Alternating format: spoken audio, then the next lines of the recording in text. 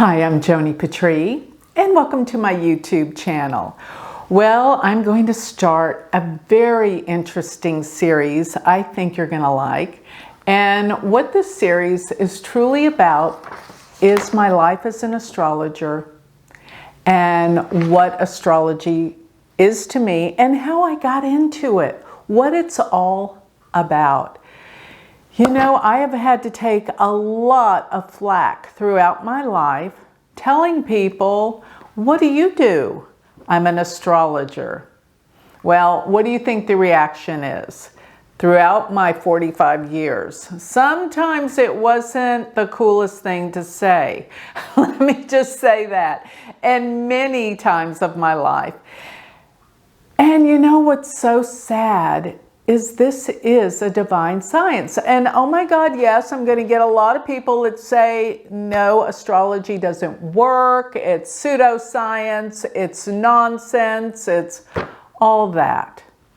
Let me just say this. For those people that say all of that, they have never studied it. And I don't mean just briefly studying it. I mean studying it and working it. I guarantee you they haven't. Because if they had done the work I've done, nobody could say it doesn't work. Now, I'm going to go over many things in this series. I decided I'm going to break this up because you can't take the whole story all at once. It is 45 years of my life. So I always start at the very, very beginning of my life. Let me start there because, you know, I want to say this. For those of you that are obsessed and compelled to read more and more and more astrology, where it takes over your life, and it does, it is a calling. And it's like, you didn't choose it, astrology chose you. There is something about it that actually, and you'll know if this is you, it takes over. You can't stop thinking about it. It is, I call it the divine science because it has come down from the divine. And we're going to talk about this in great detail. About how it works, what it's about, where it came from. And yes, I don't have the answers to all of that, but I'm going to give you what I do know. And let me say this, nobody has the answers. And I get so tired of all these know-it-alls that come around with, you know, their system's the best and it works, you know, just whatever. We need to look at this from the vantage point of our own experiences. And one more thing I want to add that I feel passionate and strongly about. When it comes to astrology, there's no rules or there's no stipulations that people have to get certified to call themselves an astrologer. And I think that that is a disfavor. I know a lot of you, it's wonderful, you can go read a few books and call yourself an astrologer. But would you go to a doctor that's read a few books and calls himself a doctor? We really need to take this science seriously. It has been, no wonder it gets all of these connotations of being a pseudoscience and nonsense, because you have so many people out there that really don't know what they're talking about. And boy, are they adamant that they know. As a matter of fact, how many people have come on my YouTube and correct me, you're wrong. You have the wrong placements of where the planets are. Yes, I'm a Vedic sidereal astrologer. They don't listen. They don't look at my YouTube or my website. Vedic astrologer. People don't pay attention. They don't listen. They judge things. They judge my YouTubes from looking at the thumbnail and not even listening to it. I know because of what they say. Anyway, my point is, come to this with open ears and an open heart. And you know what they say? This is so true. People that believe don't need any proof. And people that don't believe, there's no proof that will suffice for them. People already have it made up in their mind what they believe about astrology. They always have. And that is where it's so frustrating to try to come out to the world and say, I'm an astrologer, and then I get laughed at. Are you kidding me? You never studied it, you don't know what it is, and they don't listen. They immediately tune out, think you're a crackpot, think you're a flake. Astrology is a science. That's why, I went and I got certified with the American Council of Vedic Astrology, took all the courses, the classes. Then I became a teacher for them. Then I started my own school. And I started my own school basically because I wanted this to be respected. And yes, when you take a course that is respected and proves that you know your stuff, it's going to cost more than the $30 classes or the $10 classes, just that some, I don't want to say psychic mediums, but just gypsies put out there. And unfortunately, astrology has been put into the category of gypsies, fortune tellers.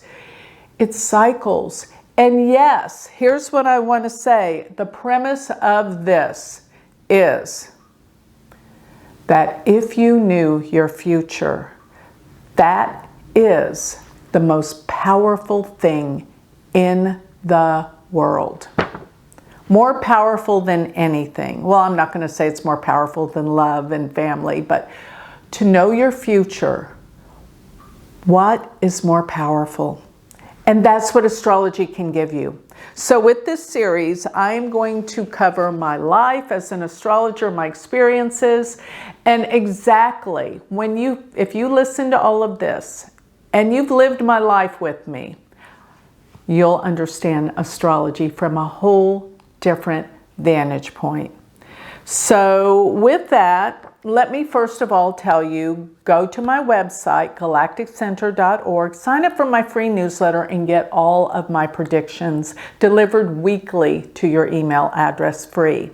While you're at my galacticcenter.org, remember to look at my Patreon page. This is a spiritual community I have brought together, and there's so many offerings with it. My free magazine, live classes, everything to do with astrology and spirituality. So, and you also get some uncensored videos that I do just for my Patreon members, as well as don't forget about my galactic planner. If you want to have all of your transits about your personal chart, this is the answer. Go to galacticplanner.com. It will put all of these predictions into your calendar every day, so you can be prepared for every day. So that's galacticplanner.com. Last but not least, if this series has inspired you to learn Vedic astrology, I have a university,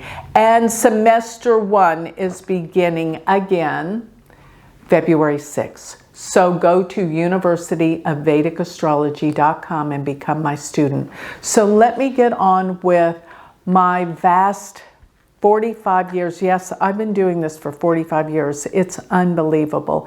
I think it's what keeps me young because I get to do what I love every day. Imagine when you get up in the morning, there's nothing more empowering than to want to jump out of bed because you love what you do. That is amazing. And I do love what I do. I can't wait to get on with the day and do what I do. So here's where it all started. You probably heard my story of the early days, but I'm going to continue on throughout all of my years as an astrologer. And that is, it was 1963, and I've always been a child that was interested in spirit, mysticism, what what's beyond this world? Why are we here? Even as a child, I went to Catholic school, and let me tell you, the nuns did not like my questions. As a matter of fact, this was the answer I got. You're not supposed to know that. It's just their way of saying, I don't know. But moving on, it was 1963, and President Kennedy was scheduled to come to Dallas. The night before he came, it was November 21st, 1963, on our black and white TV, a psychic came on. I don't even know why she was on, but I'm telling you, I saw it with my own eyes. It changed my life. I saw it. On our black and white TV, she begged Kennedy to not go to Dallas. I can't remember exactly how she put it, but essentially she said, if you do, you'll be assassinated. I couldn't believe what I was hearing and seeing, even though I was, like in about first or second grade. And the very next morning, my mother took my two sisters, who were older, out of school to go greet Kennedy at the airport, Love Field. And when I went back and saw the old clips of him walking down the stairs from the airplane, the first people he walked up to in that crowd, I'm not exaggerating, was my mother and sisters. You can see it in the whole old History Channel black and white videos.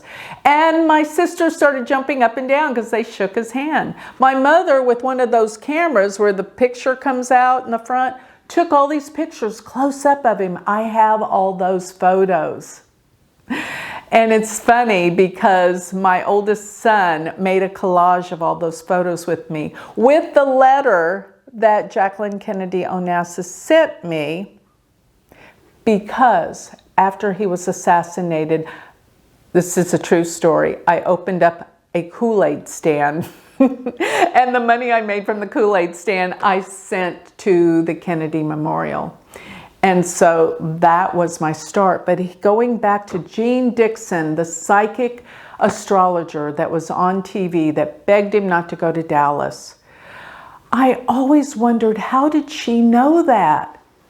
And when I found astrology was one of the tools, I was hell-bent on learning it. Even from back then, I wanted to know how to predict the future, because I felt this is true, that if we can predict the future, what is it we can avoid and prevent? This is the burning question. And of course, we're going to go over this question repeatedly in this series. Free will versus destiny. What is destined and has to happen? What is free will? We're going to cover that. We do have free will. How much? I don't think anybody knows for sure, but I do know we have free will. And through awareness and consciousness, we can shift things, even our karma. And we'll go over that too with some of the great gurus and saints that talk about shifting their karma. So, but it's not easy. Don't get me wrong with that. That's not something that's easily done, because we are so programmed. I'm going to talk about the law of attraction versus astrology and how to use them together. This is what it's all about. So, Jean Dixon, that woke me up. And here's another thing. Growing up as a kid, my mother was born the same month as, well, she was born October 31st, and I was born November 8th. So we had the same Western sun sign. She had all the astrology books all around the house laying about every month. So I started reading them. And I think it was like, and all of y'all that read this book will relate, it was Linda Goodman's Sun Signs, right, that we all read back in the 70s. And that book, you know, their descriptions of the sun signs truly was amazing. And it actually brought about, in a big way, sun sign astrology, which in my opinion actually does a disfavor to the true science of astrology, because people think that's all there is. Oh my gosh, that, you know why it's called sun signs, not just your sign? Because it's where your sun is, only the sun. Your whole horoscope has all of the planets there at your day, time, and place of birth, not just the sun. So it's like if you're looking at your sun sign, that's like talking about your arm and not the rest of your whole body. You got to get out of the sun sign junk. It's junk. So, but anyway, it got me started, and I realized that it was a horoscope that had to be constructed to be able to predict the future. So as I went on, I was always into mysticism, as I said, spirituality. Even in high school, I used to bring in study hall books on meditation. And actually, that's when I read The Autobiography of a Yogi by Paramahansa Yogananda. I remember bringing it to study hall to read. Study hall doesn't even exist anymore, but way back when I was in high school, they gave you an hour to go where you're supposed to be quiet and just study. Nobody did. Everybody was like throwing spitballs and trying to talk, and it's way before cell phones. So I would always bring a book to read because I love to learn and I love to read. But it was always only metaphysical stuff. I didn't do that well in all the other classes because I was so uninterested. All I was interested in is, why are we here? So I read so people would ask me, because I don't know anybody that knows that book. I should have a picture of it. I'll bring it in later interviews here. But Autobiography of a Yogi, it's this orange colored book. And it had a picture of Yogananda on the cover. And everyone would go, who is that woman? What is that book? And I was just like, I didn't even want to bother saying, oh, well, it's a man and he's a yogi. Already people thought I was weird enough. I knew better than to do that. So, and another book that I read, all the books I loved back then was Edgar Cayce, was by Jess Stern. There was this fabulous book called Yoga, Youth, and Reincarnation. Loved that book. And it actually had all these yoga postures that you do in the book, and it explained how to do them and pictures of a woman doing them. And I used to do yoga back then when I was like in 7th grade in the 70s. And I'll never forget people going, you do what? Yoga? Is that devil worship? Are you kidding? Yoga? That is so weird. You're so weird, Joni. That's, always I was weird. Or I was a witch. Wait till I get to my college years where my roommates called me a witch when I wasn't around, right? So anyway, this was so amazing that I would do yoga and people would say I was weird and crazy. Now yoga is mainstream and on every corner of shopping centers. That's my mission with Vedic astrology, to make it mainstream, just like yoga was so weird and now it's mainstream. I think this is doable because it happened with the yoga. And going back to reading The Autobiography of a Yogi, for those of you that have read that book, you realize the miraculous is possible. This is miracles were performed in this book, and it's possible because this reality is so limited. It is so limited and so ignorant. Maybe that's why there's so many people that all of a sudden have a judgment with astrology and they've never ever studied it. Well, going towards that, people that have never ever studied astrology, well, we are told that it's not based on anything scientific. Whereas, we've conducted all these studies and it's not scientific, it doesn't work. Well, they're doing studies with people that really have, probably they study sun signs, right? They're not dealing with advanced astrologers that have truly studied and know the system. And here's another thing I want to say. We're still on the tip of the iceberg with what we know with astrology. And another thing is they're measuring astrology with measurements that are physical. astrology is not physical. How can you measure love? How can you measure falling in love and emotion? You can't with physical mechanisms today. And a lot of people say, well, astrology's like, it's like gravity, you know, the tides, the moon changes. Well, not really. It's way beyond what we can understand. It is something where how can that planets so far away or those stars have an effect on us? We're all connected and we're all one. It is not about distance. It's not about gravity or atmosphere. It's something way beyond that. And as you study astrology, you really learn to get it. But this is so vast and people do not understand. And I don't think we have the capabilities with our brains and the matter to truly understand astrology. But it deals more with frequency, vibration, and energy. And that is what the universe is composed of. Nikola Tesla said exactly that.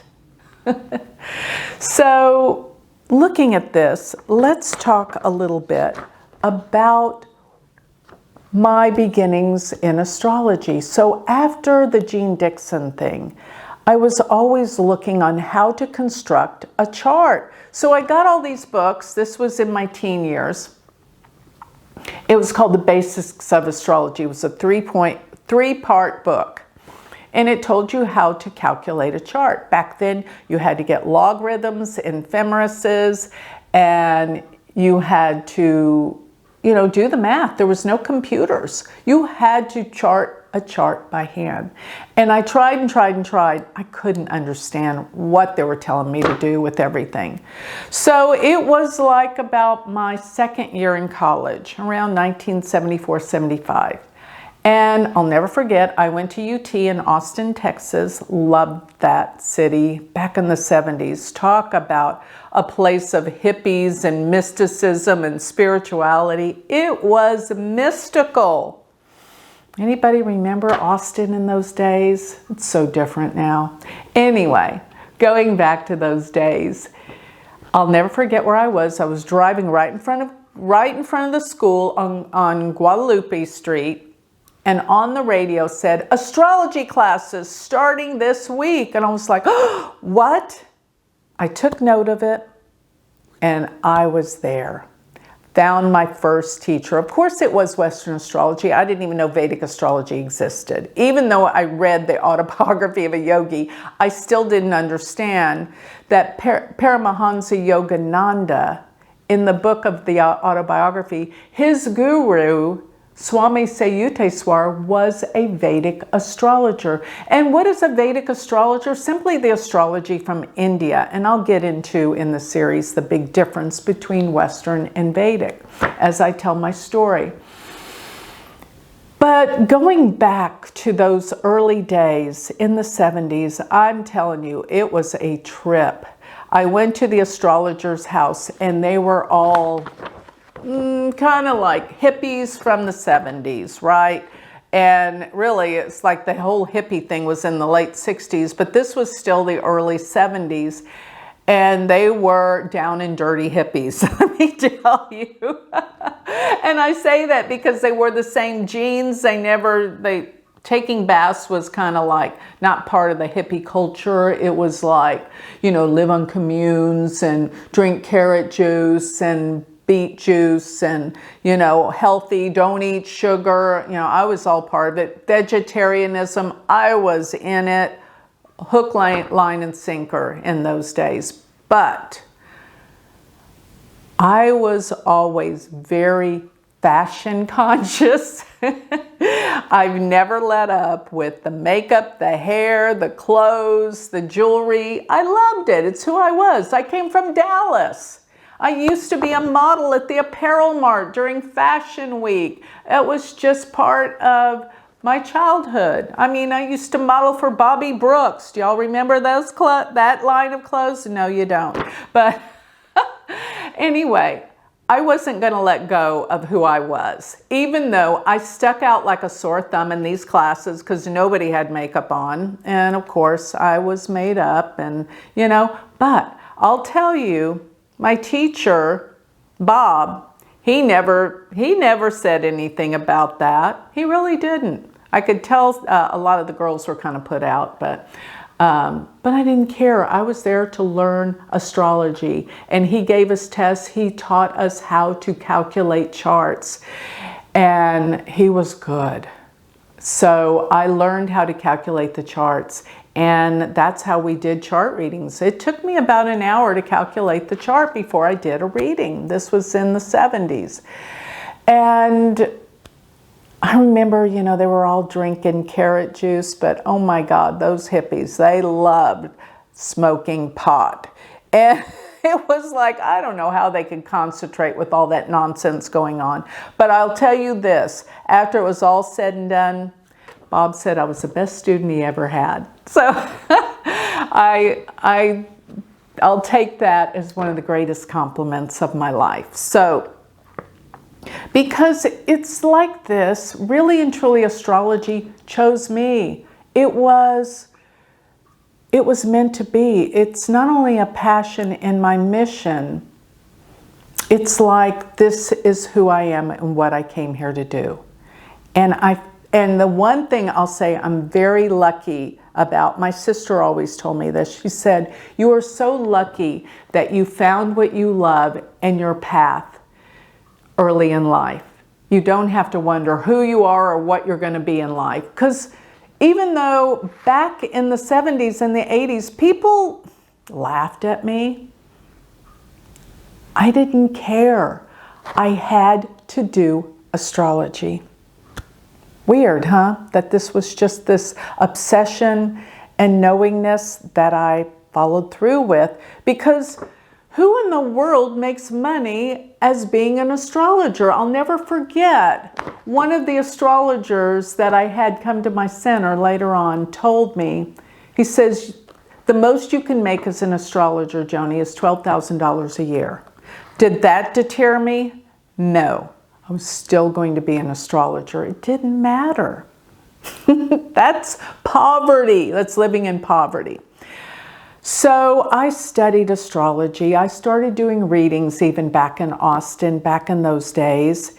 And then once I graduated, well, let me say, I was a studio art major. I'll just be honest with you, I could draw and I could paint like a real artist. I had the talent of being creative and being an artist.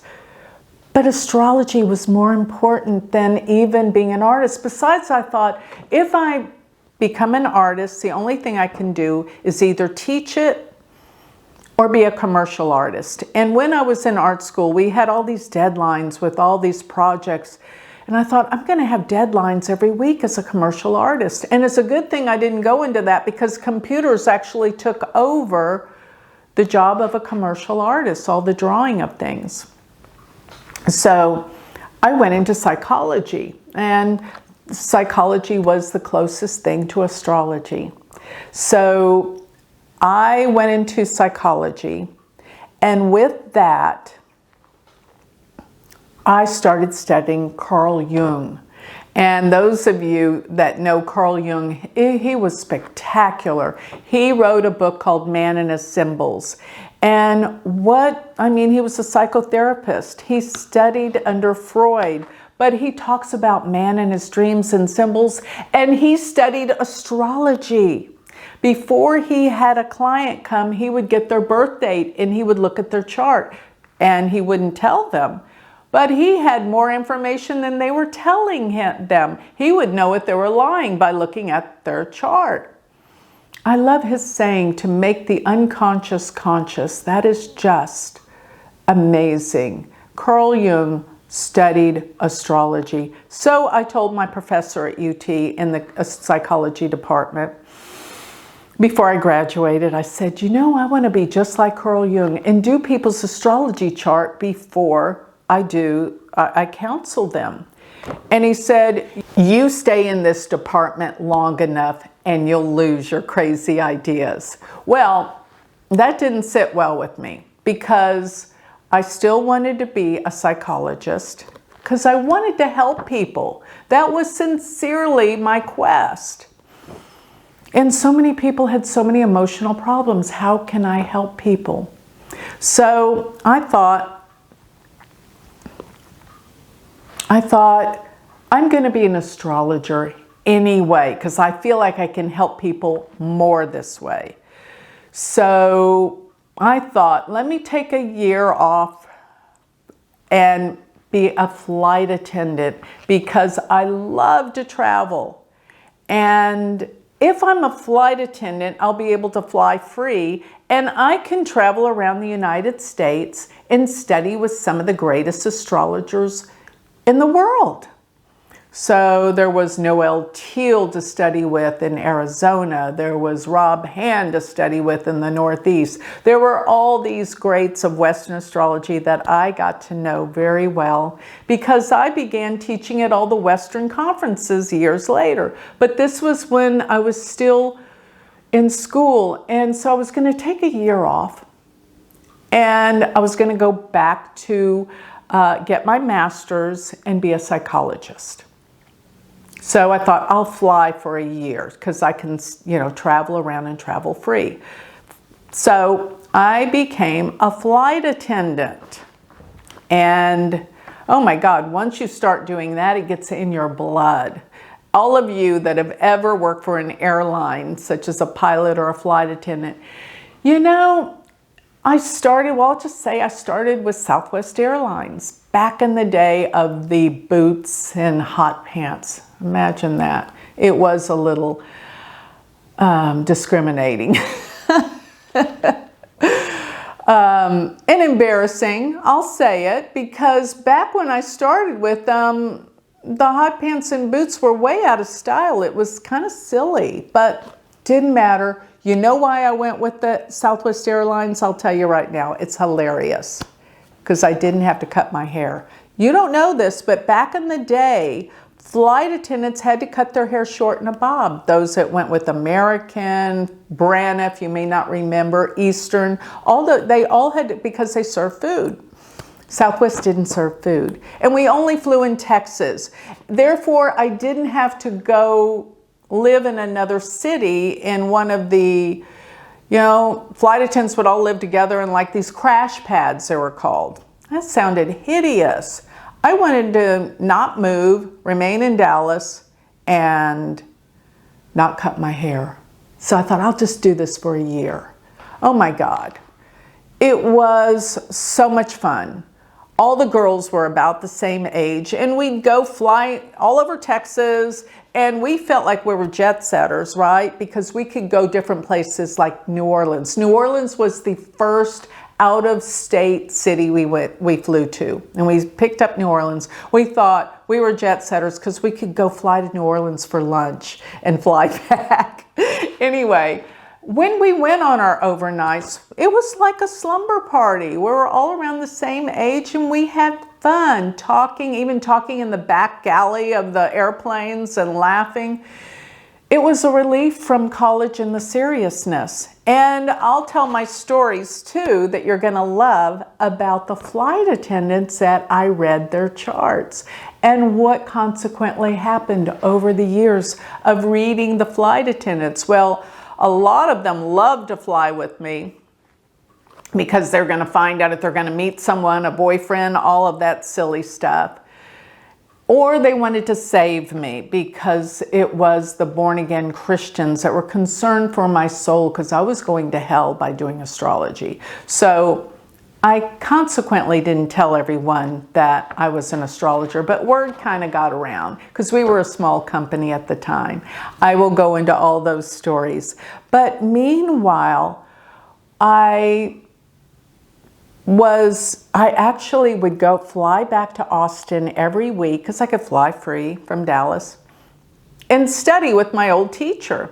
Then I started going to all the conferences. I remember my first big conference was in New Orleans in 1980. And the reason why I kind of chose New Orleans is, you may not know this about me, but my mother was from New Orleans, and I used to spend all of my summers in New Orleans. And it was a fun place, especially as a kid. All the fishing and the boats and the food. I didn't appreciate the food back then, but it's a fun place, especially as a child. So I went to my first conference in New Orleans, and I looked up to all these Western astrologers as though they were gods to me. They were the big movie stars, not the movie. You know, I would have famous people on my flights. They were nothing to me. But an astrologer, oh my God, that was like it. That was who I respected, and they were the rock stars to me. Yes, they were. So I went around the United States and actually studied and went to all the conferences that I could. ESAR, oh my God, I'll never forget that ESAR conference. Ray Merriman. It was, I don't even know if it was a ESAR conference, but Ray put it on. It was in Ypsilanti, Michigan. Oh my God. And Alan Leo and Philip Sedgwick. Yes, I mean, all of those fun astrologers I got to be friends with. And I was a practicing Western astrologer. And in 1980, this is fun, my father bought me one of the very first computers. It was a Tandy. That was so sweet of him, because that was really expensive back then.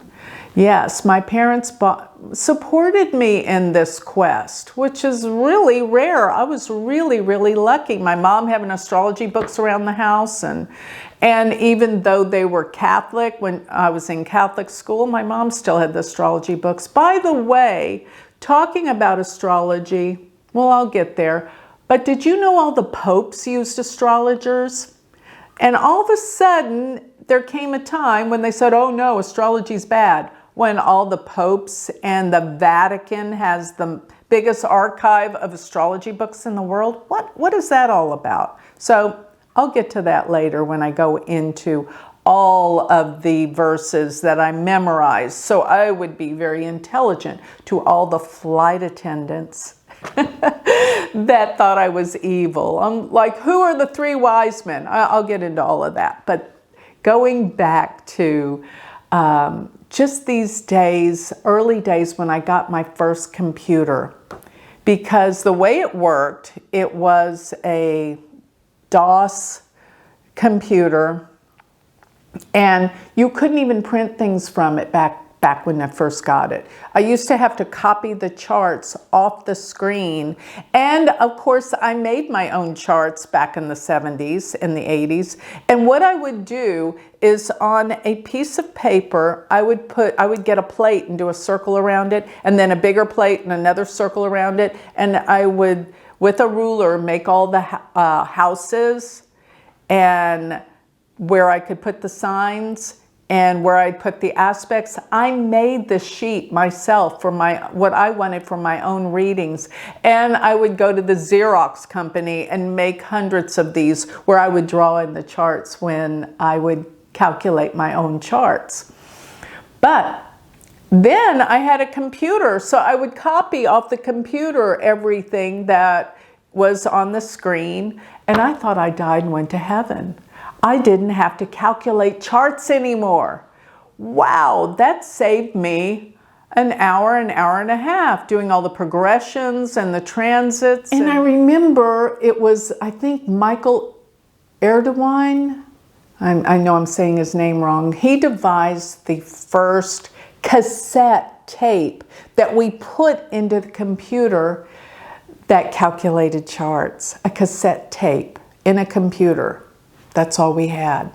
But I thought I died and went to heaven. That was heavenly, not to have to calculate the charts, because you don't know. When somebody would come for a reading and I would take an hour and a half to calculate their chart, and they would sit there and I would say, so you're born at 9:15 a.m. They go, oh, actually, I'm sorry, it was p.m. I gave you the wrong time.